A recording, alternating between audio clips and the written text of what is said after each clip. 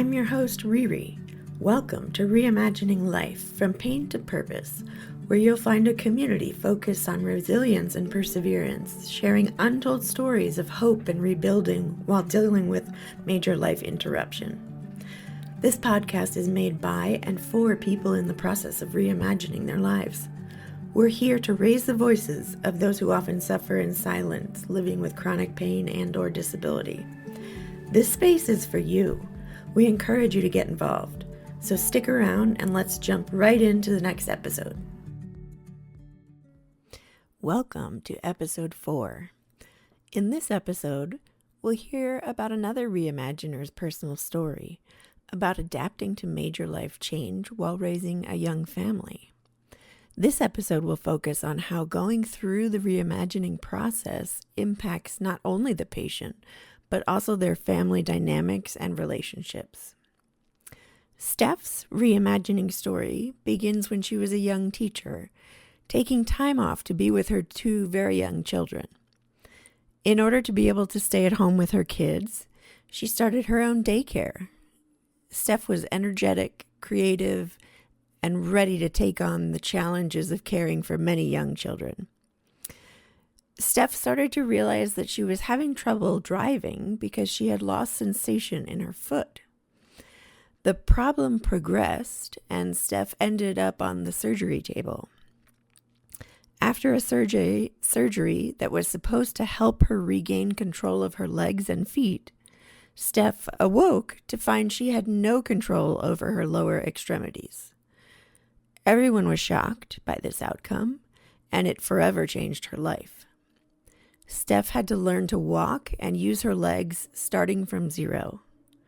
Post-surgery, Steph found herself in inpatient rehab while her husband was left to care for her 2 children under the age of 5.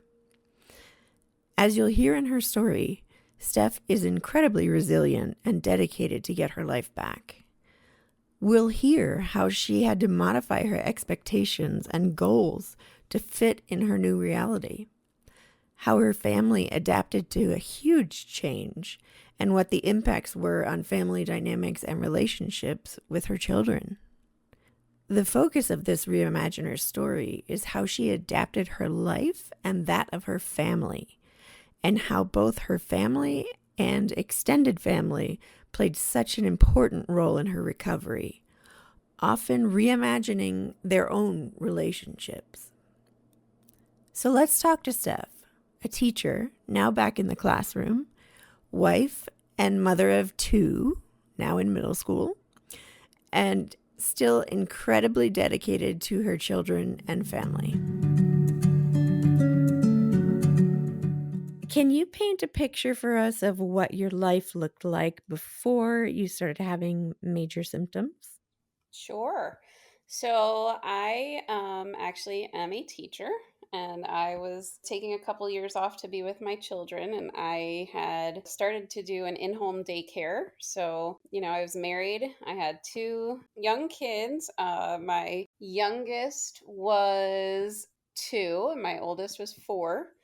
And I was in the middle of running my own home daycare, and I was starting to find that I was having trouble with driving. Driving started to be a challenge for me because I started thinking that I was having anxiety attacks in the car because I felt like I was losing control of the car. And as it turned out, I was actually losing control of the car. Um, so, you know, things were going pretty well until that started happening. So what do you mean when you say you lost control of the car? What happened?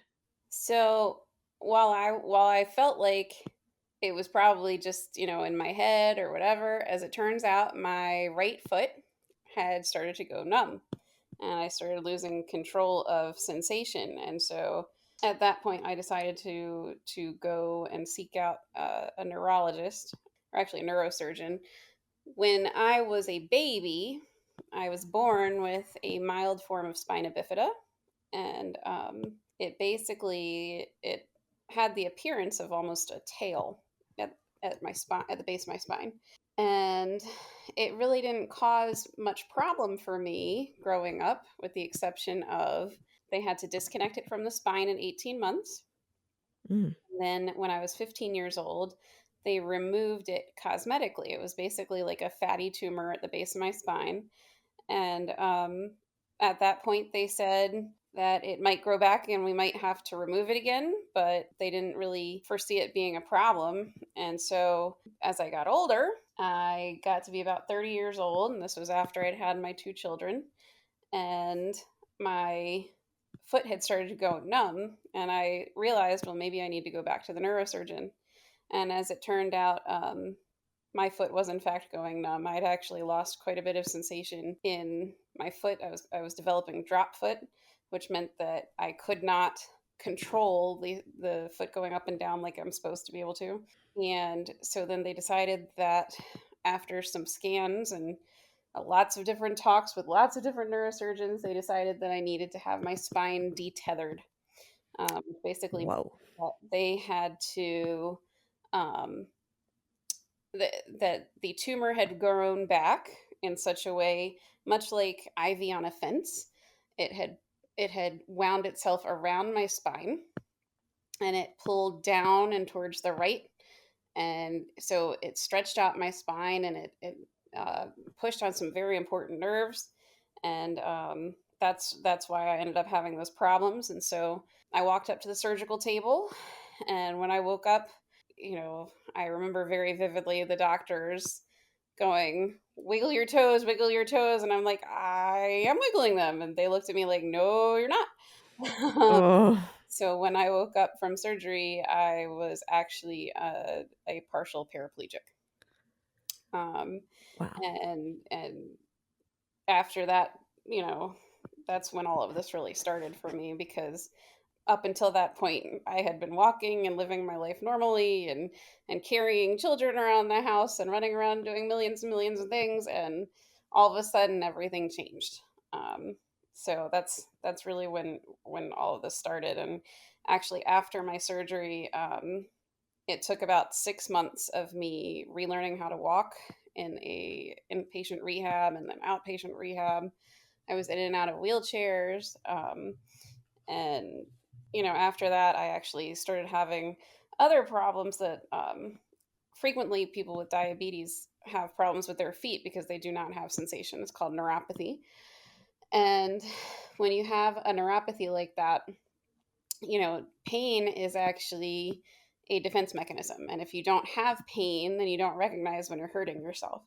And so, over the past 10 years since this incident, I've been going in and out of having to have multiple foot surgeries because I've created ulcerations and infections and things along those lines. Um, so, I guess that's kind of my condition as it is. Wow. That sounds incredibly scary and wow, just I don't know. I can't imagine how it was to deal with all that when you have young children and a Yeah, business. yeah, it definitely it was a lot. I think that a lot of what the biggest problem was is that I'd start developing a way to get around the house, and I'd start taking care of myself. I start getting better, and every time that I try, it was like I go steps forward and one step back. Because every time that I kept trying to improve my condition, then something would happen with my foot because I put too much weight, or some sort of problem with the foot, and then I ended up back in the hospital or ended up with another infection. And so it's been very it's been a big roller coaster, I guess. I can only imagine. Wow. So these are incredibly powerful and big changes and I mean enough to totally wipe anyone out. How did your family make it through this period of time? I mean, you had 2 young kids. I assume you had a husband, I think? Yes, yes, I have. So my husband, and I, we got married pretty young. We had children pretty young, and I think that it was a huge shock for both of us. Mhm. Things just changed a great deal for our whole family. I'm very fortunate that I have family around me. My mom and my sister and my other families around me and friends around me, and we really had to ask for help. I mean, there was no way we could do it without help. But I think my my husband has so frequently been forced into a situation where he's just had to do everything, and it's almost like he's a single parent and taking care of me too sometimes. Mhm. um, so there's a lot of, I guess it was a shock for all of us. It was a very different thing, and it's no longer like mommy can cook and clean and take care of things, and we all had to just change everything. Wow. Yeah. Yeah. So how, I mean, family dynamics are so personal and different for every relationship and family, but how did your family dynamics change, and sort of how did you get such little kids to try to adjust to this life change? Well, it's kind of, kids are pretty resilient. They really are. I will say that. But there were definitely times when it was really, really hard having children that age. And um, certain times, like, they recognized that I couldn't get up and chase them. So, Mhm. my 2-year old in particular, she would be naughty sometimes because she knew that mommy could not come back and catch her. so, so she'd run around a little bit and get into a little bit of trouble. But the other side of that coin is that my children grew up to be very, very independent. They I'll never forget, I had a physical therapist at my house, and my 4-year-old had decided that she was thirsty, so she went to the cupboard and she literally climbed up on top of the counter, got herself a cup, got down from the counter, went to the refrigerator, got herself a drink, and the physical therapist is sitting there and watching in awe. And I was like, well, they've developed this independence because of just necessity. Yeah. And so, I think, you know, it, they have grown to develop quite a bit of empathy for Mm. other people that have had these kinds of troubles, and they know that they do have some responsibilities that other kids don't have.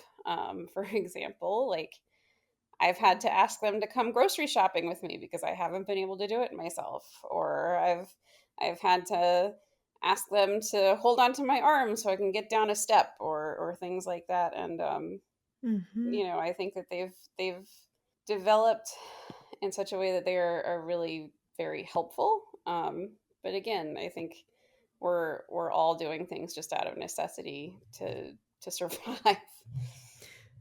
Yeah, but it also sounds like they've learned some really important lessons, like not everyone's the same, and Right. some people need some help with stuff. Yes, and I think that they are more empathetic, particularly to people that are older, or people that are disabled, or people that they recognize that not everybody has the same abilities, Mhm. um, and and they have become more independent and more helpful with things around the house, and they're very understanding, I think. That's wonderful, and a tribute to you and your husband. Well, thank you. So, I'm also thinking about, you mentioned that you spent some time in a rehabilitation place. Hmm. Could you tell us a little bit about what did you need to relearn to do, or what was really happening there? Sure. So when I woke up from surgery, as I said, I was considered a partial paraplegic. I guess to elaborate on that, my right leg, it had a great deal of numbness. I'm still, to this day, I have limited sensation from my belly button down, even though I Hmm. do walk. And my right leg was actually hypersensitive in some places. So if they moved a blanket or something on top of me, I would scream bloody murder just because of Oh. the pins and needles sensation that occurred. And then my left leg, it was just flopping all over the place. Like it really had a mind of its own. It really didn't know what to do with itself. Um, and so I had to go to rehab so that I could retrain my muscles to be able to function, to walk at all, really.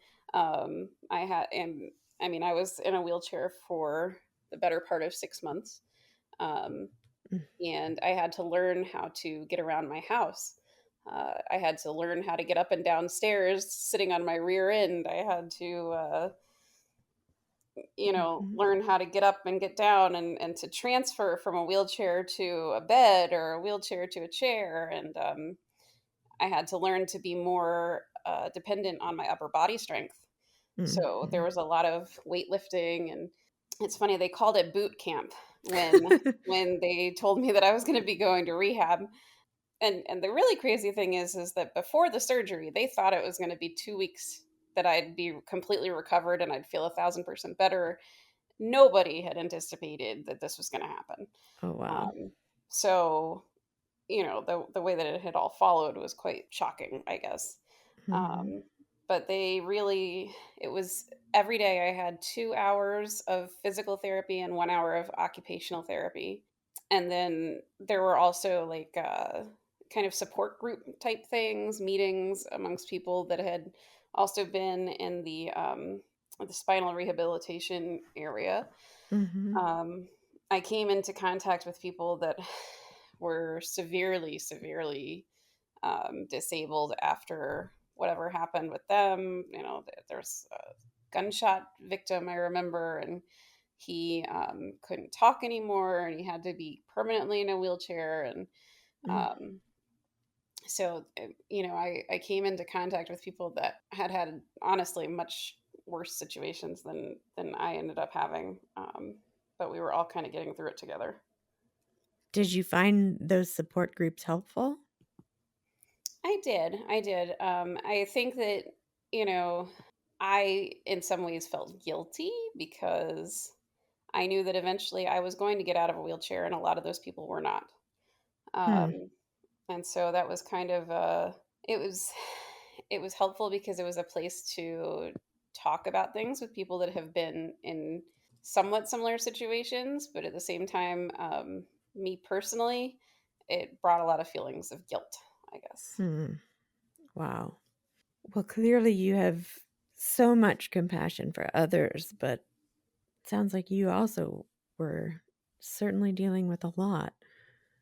Yes, I mean, I can't say that it's been easy. No. um, yeah, it's just I think that gave me a lot of perspective. You Yeah. know, as hard as things have been for me, I know that as cliche as it sounds, it could be worse. There's always people that end up with even more challenging situations, and it's a good way to develop empathy and resilience, I guess. Hmm. So, what has been, do you think, your biggest challenge? And what helped you get through it or work around it to make progress? So, I mean, I've spoken to a number of therapists and physical therapists and whomever else about this. And I think that one of the things that resonated with me most is that it's actually a mourning period. Like you're mourning your former self. Um, Mhm. and so for me personally, you know, I keep thinking about what I used to do. I met my husband in the Mighty Sound of Maryland marching band. I was always active. I was always, I would never say that I was an athlete by any stretch of the imagination, but I was, I liked to do Zumba and Taibo and things along those lines. And now that I find it a challenge to walk up and down stairs or to walk anywhere really, or to not be able to do things the way that I wanted to, I find that that's like I'm mourning who I used to be and what I used to be capable of. Yeah. Um, And so I think that the hardest thing that I've actually had is, I guess, on a personal standpoint, my father passed away before all this had happened. And so Mm. I often relate this mourning period to that mourning period. And I find that as somebody that has developed a disability, the hardest thing about it is that the mourning, it it never in any way stops, I guess, if that makes sense.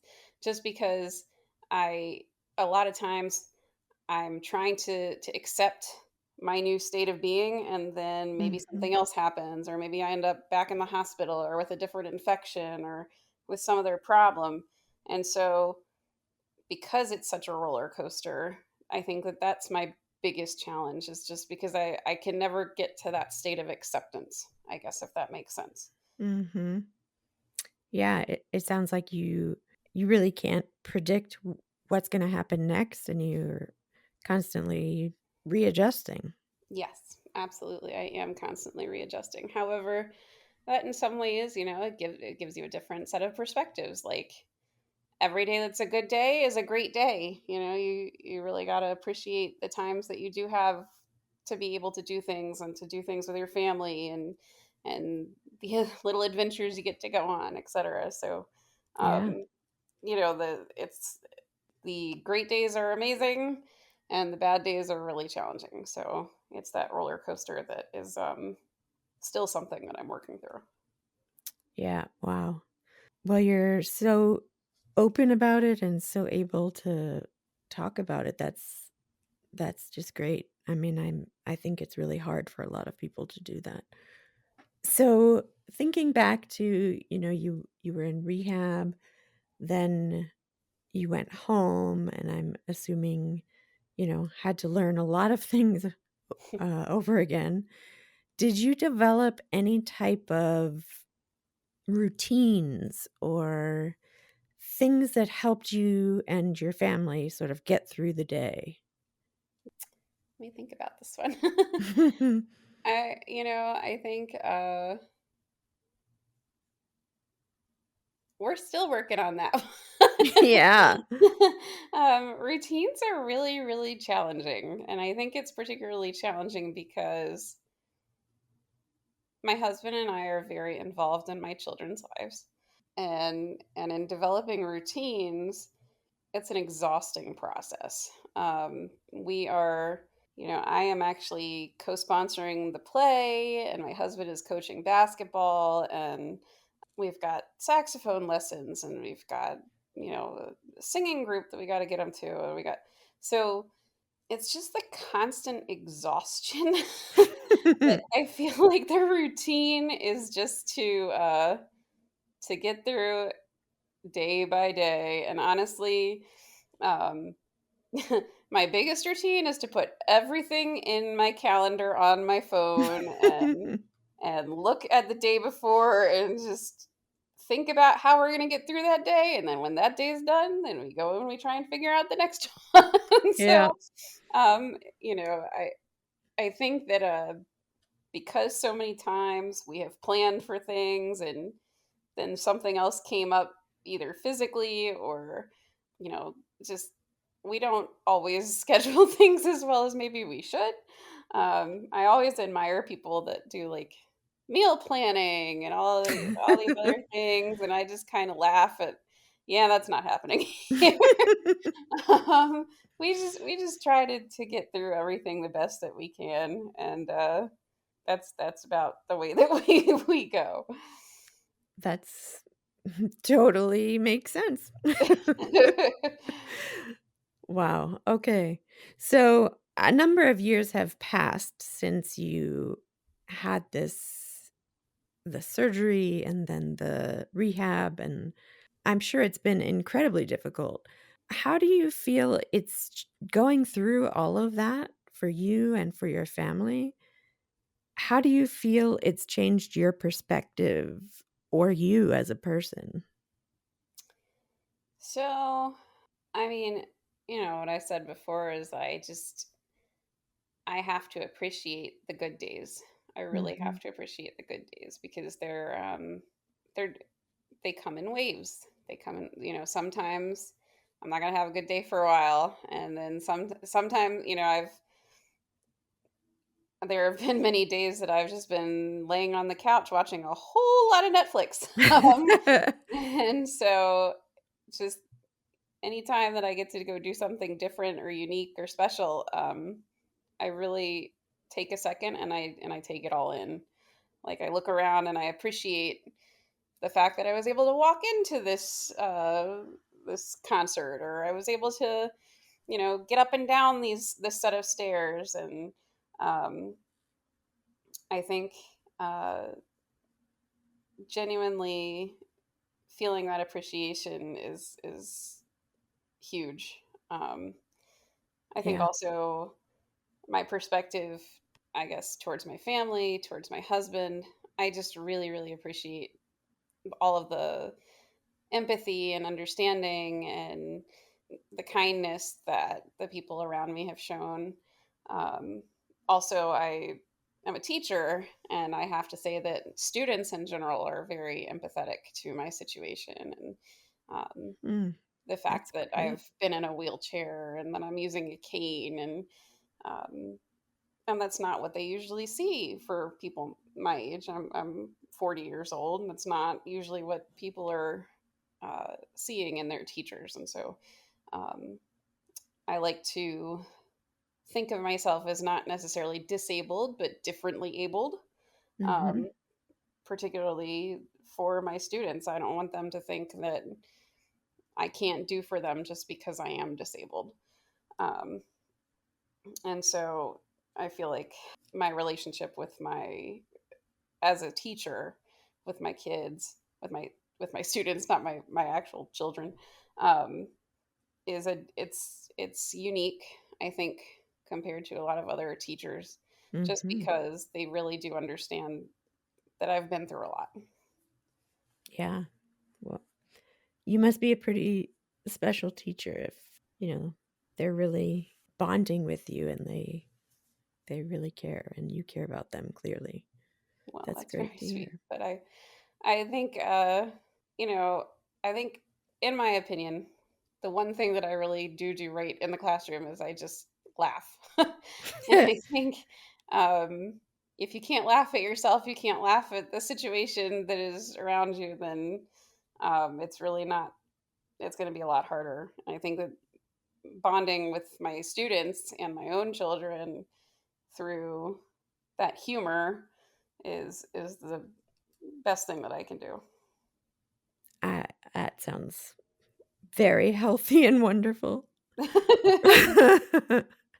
So, can you tell me a little bit about what are the long-term impacts you see, especially in your family? Because we're really talking about, dynamics that have changed, people learning to readjust and play maybe different roles. Well, how do you see long-term impacts like for your kids and for you and your husband? Well, I think our family dynamics have definitely changed quite a bit because of all of this. I think, unfortunately, my children have been put into a situation where sometimes they're the parents. They have to take care of me a little bit, and I guess I can say that my children are, as I was saying before, they're extremely independent, Yeah. and they're learning empathy and they're learning to be helpful. I think that sometimes they do get frustrated. They get frustrated when, their friends, their parents are able to do a little bit more. Mhm. Their parents are able to go running with them and whatever. Now, my husband does an amazing job. He's actually taking on a much bigger role with a lot of things. But in particular, he's been working out with my one daughter who's very athletic, and he's really been very reliable to help them out. But I think that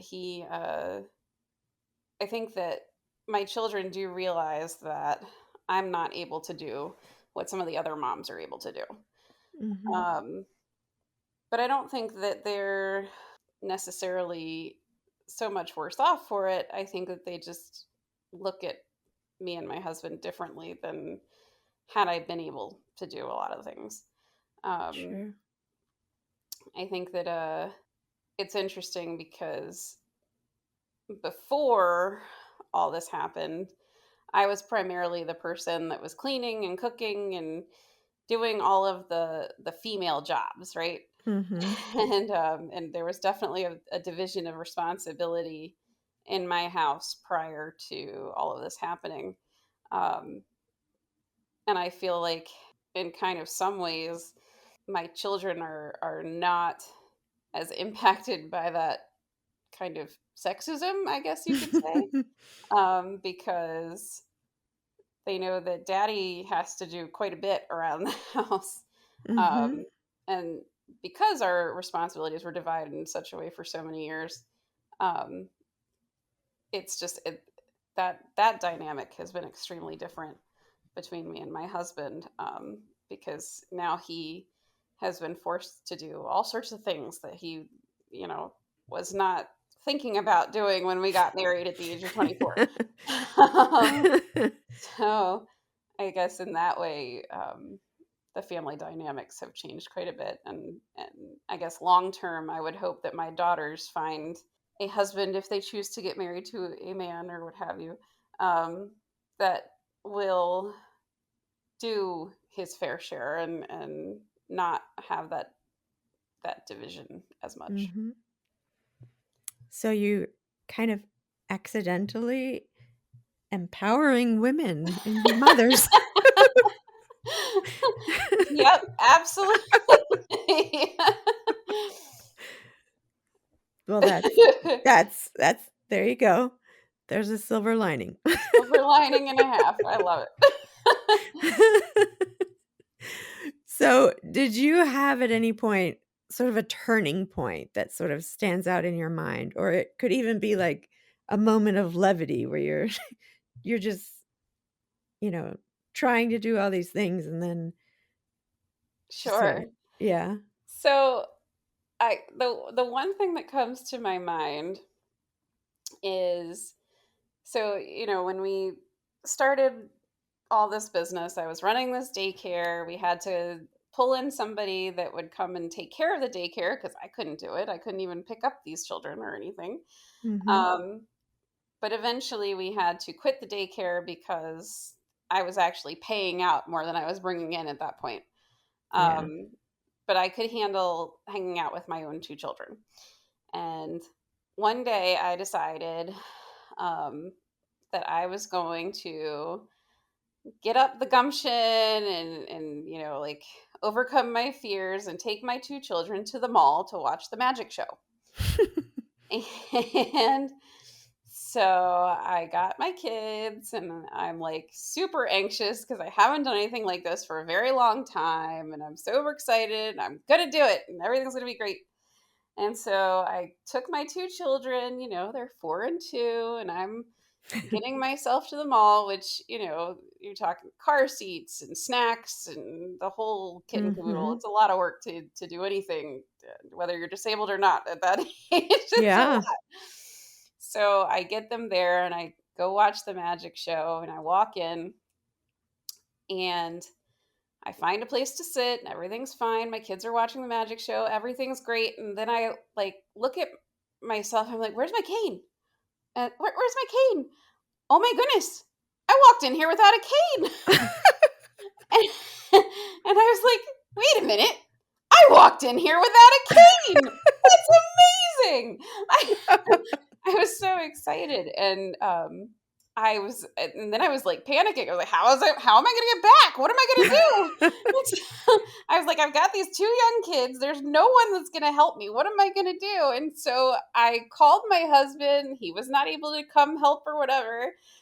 And so my oldest daughter looks at me and she's like, "That's okay, mommy. We're going to hold your hand really, really tight and you're going to be okay." Aw. and and we walked back out to the car and everything was fine, but at the end of that day I was so, proud of being able to handle that situation, but also that my daughter that her kindness in the situation was actually it was a big, I was Yeah. very proud of her. So, but that was kind of a nice little That's a moment of levity for me. that's a great story. Wow. Very cool. Now we've come to our rapid fire 5 for 5 questions. Please answer honestly and quickly, whatever comes to mind. So the first one is, what's your favorite sound? My favorite sound? Mm-hmm. Silence. Says the teacher and mother. Yes, that makes sense. Okay. What's your favorite word? Padiddle. Okay. Favorite guilty pleasure or favorite swear word? Diet Coke. Okay. Not proud of it, but yes, Diet Coke. What's something you've learned that you wish other people would understand? Sorry, I'm not doing too well on this whole rapid thing. Okay. It's I guess relative. uh, it's okay to be different. You know, there's reason to embrace it sometimes. I like that one. Okay. And last one.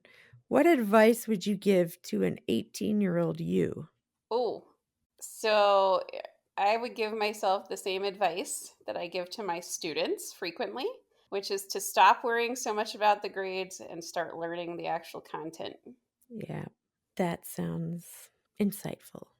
All right.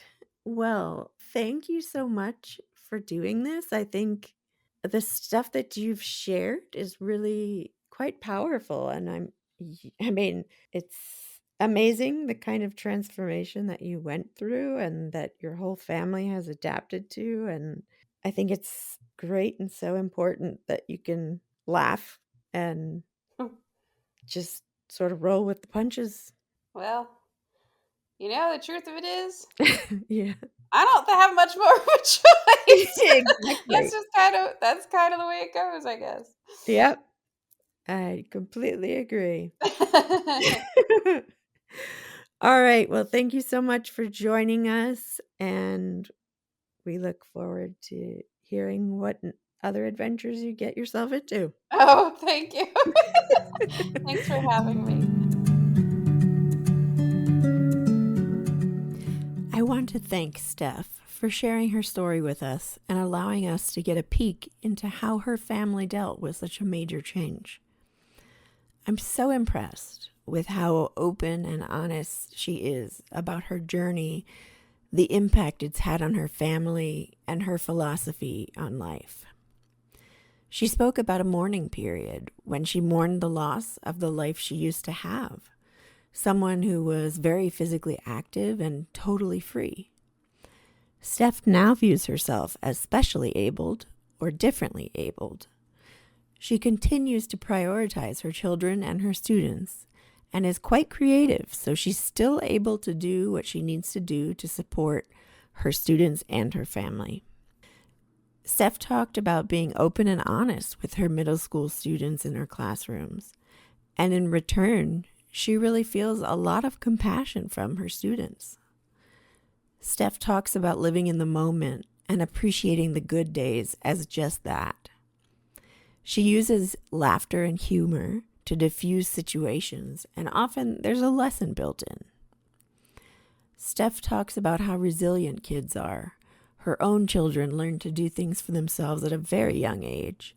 It helped them foster a kind of independence that other children their age likely didn't have.